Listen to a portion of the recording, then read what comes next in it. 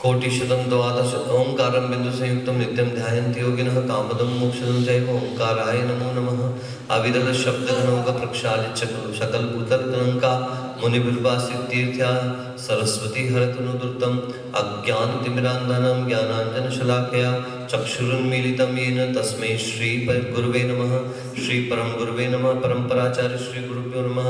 सकल कलुष विध्वंसकं श्रेयसां परिवर्धकं धर्म संबंधकं भव्य जीवन प्रतिबोधकारकमिदं शास्त्रं श्री सर्वार्थ सिद्धि नामधेयमस्य मूल ग्रंथकर्तारः श्री सर्वज्ञ देवास्तोत्तर ग्रंथकर्तारः श्री गणधर देवाः प्रतिगणधर देवास्तेषां वचोऽनुसार मासाद श्रीमदाचार्य प्रभु श्री पूज्यपाद देवैः विरचितं मंगलम भगवान वीरो मंगलम गौतमो गणी मंगलम कुंदकुंदाद्यो जैन धर्मोस्तु मंगलम सर्वमंगल मांगल्यम सर्वकल्याणकारकं प्रधानं सर्वधर्माणां जैनं जयतुशासनं कोटिशतं द्वादशैव कोटो लक्षाण्यशीतिस्रधिकानि चैव पञ्चाशदष्टोत्तरसहस्रसङ्ख्यमेतश्रुतं पञ्चपदं नमामि अरहन्तवासयत्तं गणहर देवैः गन्ध्यं सम्मं प्रणमामि भक्तियुक्तो सुदृढाणो वयं शिरसा इक्षामि बन्ते सुदबत्तिकाव सुवत्साच मंगवंगपयन्ने पावने परिम सुत पडमामि उपगय चूलिया चेव सुततय त्रिदमकायं शरणिचकालमंचें पूज्यं वन्दामणं सामि दुःखकौकमखौ कोहिलाव सुवेगमनं समाय मरणं चिन्गुण संपत्ति ओदुमच्छं मोक्षमार्गस्य नेतारं भेत्तारं कर्म भूवृतां ज्ञातारं विश्वतत्त्वानां वन्दे तद्गुणलब्धये। पंच परमेष्टि भगवान की जय। मूलनायक श्री किरण चैतन्य चमत्कारी चिंतामणि पार्श्वनाथ भगवान की जय। आचार्य श्री पूज्यपाद महाराज की जय। चार्य चक्रवर्ती आचार्य श्याम सागर जी महाराज की जय। आचार्य भगवान अभिनंदन सागर जी महाराज की जय। नमोस्तुते। चलिए साहब,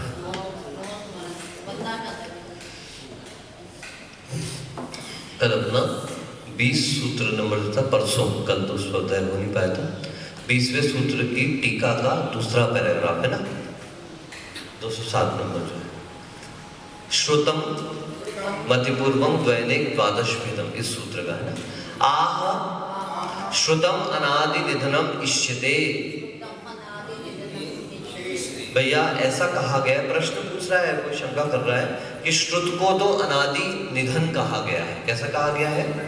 अनादि निधन का मतलब अनादि अनिधन है ना।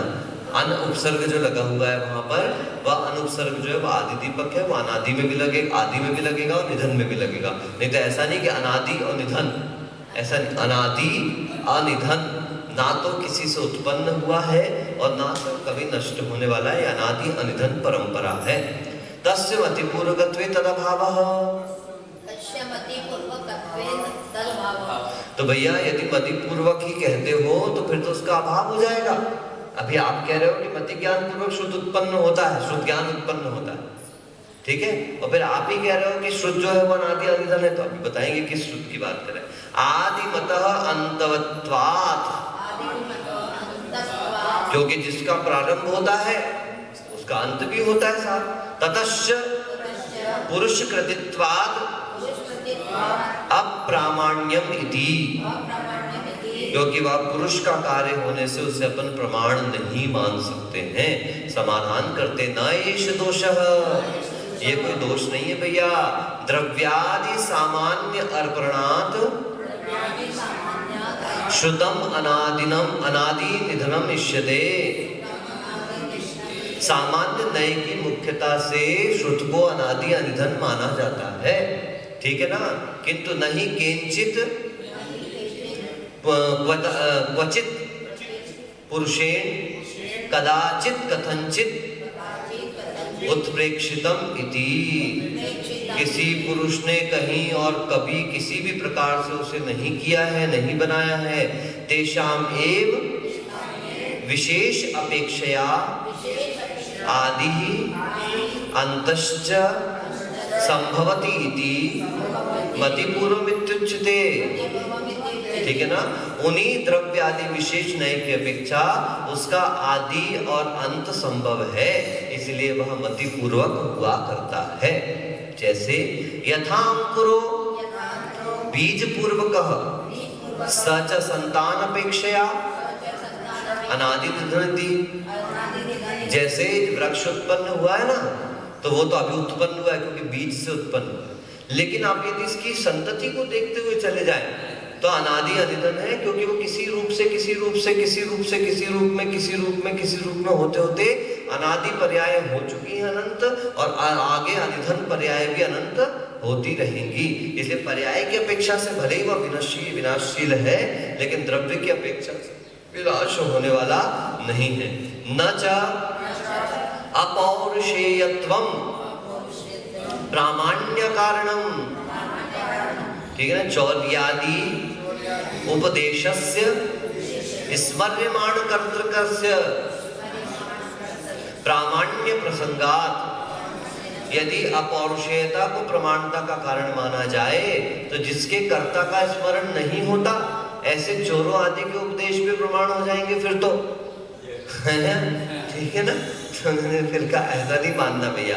अनित्यस्य च प्रत्यक्षादेः प्रामाण्ये को विरोधः, प्रत्यक्ष आदि ज्ञान अनित्य होकर भी यदि प्रमाण माने जाते हैं तो इसमें क्या विरोध है? अर्थात कोई भी विरोध नहीं है। प्रत्यक्ष ज्ञान जो है ना, तो उनको तो अनित्यता है कि नहीं है, क्योंकि ज्ञान केवली का भी क्यों ना हो, अनंत ज्ञान होने के उपरांत भी वह पर्याय परिणमनशील ज्ञान है, क्योंकि गेय पर्यायवान है, गेय परिणमनशील है। गेय परिणमनशील है तो ज्ञान भी क्या होने वाला है? एक ही पर्याय पर टिका हुआ ज्ञान नहीं रह सकता। अनंत पर्यायों को जानने के उपरांत भी गेय के परिणमन से ज्ञान का भी परिणमन होता है। इसी कारण सिद्धों को अगुरु लघु गुण के कारण वहां सिद्धों में भी द्रव्य संबंधी जो उत्पाद वह ध्रुवत्वम है वो बना, लेकिन वो शुद्ध पर्यायाम, अशुद्ध पर्यायों में नहीं, अशुद्ध पर्यायों के द्वारा नहीं, किंतु शुद्ध पर्याय में शुद्ध पर्याय के द्वारा परिणमन वहां पर निरंतर चलता रहता है। अशुद्ध पर्यायों का मानोगे तो सिद्धों के पुनः संसार में आने का प्रसंग उपस्थित, फिर वहां जाने से फायदा क्या हुआ? इतनी मेहनत करने से फायदा क्या हुआ है कि नहीं? फिर तो थाली चम्मच में खाओ, टेंशन फ्री रहो। आह प्रथम सम्यक्तोत्पत्तौ युगपच ज्ञान परिणामान मतिपूर्वकत्वम श्रुतस्य न उपपद्यते इति। प्रथमोपशम सम्यक्त्व की उत्पत्ति के साथ ही ज्ञान की उत्पत्ति होती है, ऐसा बोलते हो ना आप लोग, तो वो शुद्ध ज्ञान मति ज्ञान पूर्वक होता है, यह कथन नहीं बनता, क्योंकि आपने जो कहा है मति ज्ञान पूर्वक शुद्ध ज्ञान होता है, और एक तरफ आप कह रहे हो कि जैसी सम्यक्त्व की उत्पत्ति होती है तो शुद्ध ज्ञान की भी उत्पत्ति होती है। तो अभी अपन को बताएंगे आगे, शुद्ध ज्ञान उत्पन्न नहीं होता, शुद्ध ज्ञान परिवर्तन होता है। सम्यक्त्व के प्रभाव से कुछ शुद्ध ज्ञान सुशुद्ध ज्ञान के रूप में परिणमित हो जाता है, उसमें कोई खेत खोदने की आवश्यकता नहीं। इसलिए सम्यक्त्व की प्राप्ति का उपाय करें, सम्यक्त्व की वृद्धि का उपाय करें, सम्यक्त्व की स्थिति का उपाय करें। तद अयुक्तम, आपका कहना गलत है। क्यों? सम्यक्त्वस्य तदपेक्षत्वात्, हमने वहां पर शुद्ध ज्ञान की उत्पत्ति कहने का कारण वह सम्यक्त्व की उत्पत्ति है, क्योंकि सम्यक्त्व की उत्पत्ति से हमारा मिथ्या ज्ञान क्या हो जाता है? सम्यक ज्ञान के रूप में परिणत हो जाता है। अभी कोई विषय पढ़ाया गया, आपको नहीं भी समझ में आया, पर कदाचित क्वचित कभी ऐसा समय आता अचानक पढ़ते पढ़ते अरे हाँ ऐसा ही तो था। तो जब सम्यक ज्ञान में ऐसा हो रहा तो मिथ्या ज्ञान से सम्यक ज्ञान में भी ऐसा परिणमन होता है। आत्मलाभस्तु क्रमवान इति मतिपूर्वकत्व व्याघाता भावः, ठीक है ना। इन दोनों का आत्मलाभ तो क्रम से ही होता है, पहले मति ज्ञान का आत्मलाभ होता है, उसके बाद ही शुद्ध ज्ञान का होता है। लेकिन हाँ, सम्यक्त्व की अपेक्षा से कहा कि सम्यक उत्पत्ति के साथ मिथ्या ज्ञान सम्यक ज्ञान में परिणमित हो जाते हैं। इस कथन का व्याघात इससे नहीं होता, व्याघाता भावः। आह, फिर प्रश्न करते हैं, नहीं बहुत ज्ञान में बहुत प्रश्न है। आह मतिपूर्वम श्रुतमिति एतत् लक्षणम अव्यापी, श्रुत पूर्वमिति श्रुतमिष्यते। मति ज्ञान पूर्वक शुद्ध ज्ञान होता है, इस लक्षण में अव्याप्ति दोष आता है। क्या दोष आता है? देखो, दो प्रकार के दोष बता दें आप, एक अतिव्याप्ति दोष, एक अव्याप्ति। लक्षण जो बताया जा रहा है वो लक्षण पूरे उदाहरण में फिट नहीं बैठ रहा, अव्याप्ति दोष। और उदाहरण किसी और में भी चला जा रहा है, अतिव्याप्ति। हमने तो उदाहरण इसके लिए दिया था, उसमें भी उदाहरण लग रहा है, वो अतिव्याप्ति दोष हो गया, अतिक्रांत हो गया उदाहरण पर। और जहां पर उदाहरण न्यून रह गया, उदाहरण हमारे विशेषण जो हम बताना चाह रहे हैं, उदाहरणीय तत्व जो वहां तक नहीं पहुंच पा रहा, तो ये क्या कहलाता है?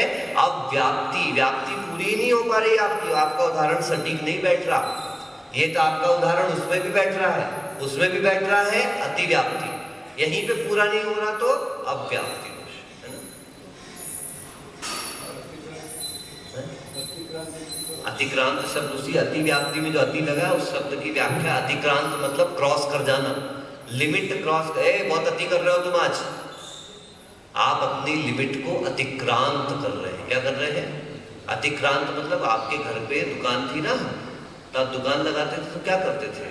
थोड़ा सा दुकान के बाहर 2 कदम आगे जाकर के ऊपर छतरे टांग देते थे, पतड़े टांग देते थे, है ना? ये क्या कहलाता है? अतिक्रमण, है ना? अतिक्रमण किस शब्द से बना? अतिक्रांत, अतिक्रमण, ये सब यही शब्द है। क्रम का उल्लंघन कर देना, है ना? अभी अपन ने सूत्र पढ़ा था व्याकरण में, अनतिक्रमयन विश्लेषिये, क्रम का उल्लंघन किए बिना अनतिक्रमयन, अतिक्रम ना कीजिए, क्रम पूर्वक आप उसको तोड़ दीजिए शब्दों को। ऐसे यहाँ पर अतिक्रांत का मतलब है लक्षण के बाहर भी, आपका लक्षण जो है वो उदाहरण के बाहर भी जा रहा है, अतिक्रांत कर रहा है उसको, इसलिए वो क्या कहलाएगा? अतिव्याप्ति दोष। यहाँ पे उसको अव्याप्ति दोष की चर्चा चल रही है। तद्यथा रुको, हम आपको बताते हैं, आपका प्रश्न पूरा हम सुनेंगे, उसके बाद ही हम आपकी बात। अभी प्रश्न बहुत लंबा है साहब। शब्द परिणत उद्गत स्कंदात आहित वर्ण पदवा, आहित वर्ण पद वाक्यादि भी, वाक्यादि भावाच चक्षुरादि विषयाच आद्य श्रुत विषय भावम आपन्नात् अव्यभिचारिणः कृत संगीतिर्जनो घटात् जलधारणादि कार्यम संबंध्यंतरम प्रतिपद्यते। धूमात् धूमादिर्वा अग्न्यादि द्रव्यम तदा श्रुतात् शुद्ध प्रतिपत्ति रीति। अब इसको थोड़ा सा अपन देख लें, मैं थोड़ा हिंदी का सहारा लेकर देख रहा हूँ। किसी एक जीव ने वर्ण, पद और वाक्य आदि रूप से शब्द परिणत उद्गत स्कंदों को कर्ण इंद्रिय द्वारा ग्रहण किया, ठीक है ना? पहले इसने क्या लिया? वर्ण मतलब अक्षर वगैरह हो गए, अक्षरों के मिलने से पद बना और पदों के मिलने से वाक्य बन गए, ठीक है? जैसे अक्षर थे अ, ई, उ, री, री, ली। अब अत्र नाम का एक पद बन गया, अत्र से रामः आगच्छति, रामः अत्र आगच्छति। ऐसे 2-3 पदों को मिलाने में क्या बन गया? आपका वाक्य बन गया। ऐसे वाक्य को कर्ण इंद्रिय के द्वारा किसी जीव ने सुना। पहुंचे यहाँ तक? मैं इसलिए हिंदी से पढ़ के बता रहा हूँ कि मैं भी समझ लूँ और आपको भी समझ में आ जाए। अब देखें, अनंतर उससे घट पदार्थ विषय प्रथम शुद्ध ज्ञान हुआ, घड़ा, है ना? पहला शुद्ध ज्ञान हुआ कि ये घड़ा है, इस प्रकार से। फिर कहते हैं, अब यदि उसने घट के कार्यों का संकेत कर रखा था तो उससे उसे घट ज्ञान के बाद जल धारण आदि दूसरे कार्यों का ज्ञान। अच्छा, पहले जान लिया, किसी ने बताया ये घड़ा है और आप पहले से कहीं जानते थे कि घड़े का यही उपयोग होता है, तो तुरंत आपका शुद्ध ज्ञान और परिवर्तित होगा। अच्छा, इस घड़े में क्या कर सकते हैं? पानी भर सकते हैं। तब शुद्ध ज्ञान के द्वारा शुद्ध ज्ञान से शुद्ध ज्ञान उत्पन्न होता है, ठीक है? ये अभी अपना पक्ष रख रहे हैं यहाँ पर। या फिर किसी जीव ने चक्षु आदि इंद्रियों के द्वारा विषय का ग्रहण किया। अब ये बोल रहे हैं किसी ने चक्षु इंद्रिय के द्वारा विषय का ग्रहण कर लिया, अनंतर उसे धूमादि पदार्थ विषयक प्रथम शुद्ध ज्ञान हुआ। आंखों से इंद्रिय का विषय ग्रहण किया, धुआं देख करके, धुआं दिखाई दिया, धुआं देखने पर फिर क्या कहा? आग्न्यादि द्रव्य, कि यहाँ धुआं है, इसका मतलब जैसे मैं कमरे में गया शाम को, तो आपने कपूर जलाया हुआ था शुभम भैया ने, तो वहां जाने के बाद मुझे गंध भी आई और धुआं भी महसूस हुआ, तो मैंने तुरंत अनुमान से जान लिया। क्या जान लिया? यहाँ पर कुछ जलाया गया, कुछ जलाया गया, क्या जलाया गया? अच्छा, कपूर जलाया। अच्छा, ये तो वैसे ही कपूर जलाया गया जो कल जलाया गया। तो हो गया मति ज्ञान पूरा। अब मति ज्ञान से आगे इस कपूर को जलाने से मच्छर भाग जाते हैं। कपूर को जलाने से अभी वर्तमान में कोरोना रोग हो रहा है, तो वो कोरोना रोग जो है वो परेशान नहीं करेगा। अब लगा है कोरोना रोग तो उससे हुआ है, चमगादड़ से चीन में हुआ था। चीन अपना विरोधी देश है। देखो, एक बार शुरुआत में क्या हुआ? मति ज्ञान हुआ। उसके बाद शुद्ध ज्ञान से शुद्ध ज्ञान से शुद्ध ज्ञान से पदार्थांतर और अर्थ से अर्थांतर चला जाए तो हमें कोई बाधा नहीं, पर तुम इसकी बाधा बता रहे हैं। तो कह रहे हैं उससे धूमादि और अग्नि आदि द्रव्य के संबंध का ज्ञान है, तो वो धूमादि के निमित्त से अग्नि आदि द्रव्य को जानता है, और तब भी शुद्ध ज्ञान से शुद्ध ज्ञान उत्पन्न हो जाता है। इसलिए मति ज्ञान पूर्वक ही शुद्ध ज्ञान होता है, ये बात नहीं बनती। तो कह रहे हैं भैया, श्रुतमपि क्वचित मति इति उपचर्यते, मति पूर्वकत्वात् इति। ये कोई दोष नहीं है। जहां पर शुद्ध ज्ञान पूर्वक शुद्ध ज्ञान होता है, वहां पर प्रथम शुद्ध ज्ञान को उपचार से मति ज्ञान माना गया है। शुद्ध ज्ञान भी कहीं पर मति ज्ञान रूप से उपचरित किया जाए तो इसमें कोई बाधा नहीं है। हमें आपकी बात इष्ट है। प्रारंभ में मति ज्ञान पूर्वक ही शुद्ध ज्ञान होगा। एक बार शुद्ध ज्ञान होने के बाद, ये क्या है भैया? ये मोर के पंख हैं। अच्छा, पक्का जान लिया है मोर के पंख हैं। ये वही मोर के पंख हैं जैसे हम लोग मुनि हमेशा लेते हुए चल के धारणा बनी हुई है। इस प्रकार से मति ज्ञान से जाना, इन मोर के पंखों का प्रयोग साधु परिमार्जन के लिए करते हैं शुद्ध ज्ञान।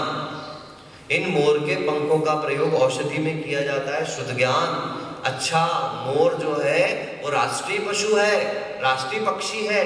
ये शुद्ध ज्ञान, राष्ट्रीय पक्षी, हम भारत के वासी हैं। ये शुद्ध ज्ञान से शुद्ध ज्ञान। भारत एक हिंदू देश है। शुद्ध ज्ञान, यहाँ की मूल भाषा क्या है? हिंदी है। आजकल भाषा ने पूरा का पूरा रूप बदल दिया है। आज ये महिलाएं भी अगर गलती हो जाती है तो क्या बोलती? सॉरी महाराज जी। रमीला बहन भी आती है तो बोलती सॉरी महाराज जी, बोलना चाहिए मुझे क्षमा कीजिए महाराज जी। है? पानी लाओ, पानी। पानी बोल रहे हो तो उर्दू बोल रहे हो। जल लाओ, जल, है ना? जलम आनय, पानी लेकर के आओ। तो इस प्रकार से भाषा, हमारा कहने का तात्पर्य है कि शुद्ध ज्ञान की एक बार परंपरा चालू हो गई तो लंबे समय तक के शुद्ध ज्ञान से शुद्ध ज्ञान में परिवर्तन हो, ये तो हमको इष्ट ही है। आपने ये क्या प्रश्न उठाया? ये प्रश्न नहीं है। आपने तो हमारी लंबा चौड़ा समय बचा दिया। हम इतनी मेहनत करके गर्मी में अपना मुंह सुखाते, इससे अच्छा आपने ही हमको बता दिया कि शुद्ध ज्ञान से शुद्ध ज्ञान हो जाए। तो जो शुद्ध ज्ञान जिस शुद्ध ज्ञान के आधार पर हुआ है उसको भी उपचार से मति ज्ञान कहने में कोई बाधा है, ये हमको इष्ट ही है। बस इतना। इसके आगे उसके भेद बताए गए शुद्ध ज्ञान के, वो पता नहीं। गर्मी बहुत ज्यादा है। नमोस्तुत आकरणिक स्वाध्याय प्रतिष्ठा निष्ठापन शुद्ध भक्ति का।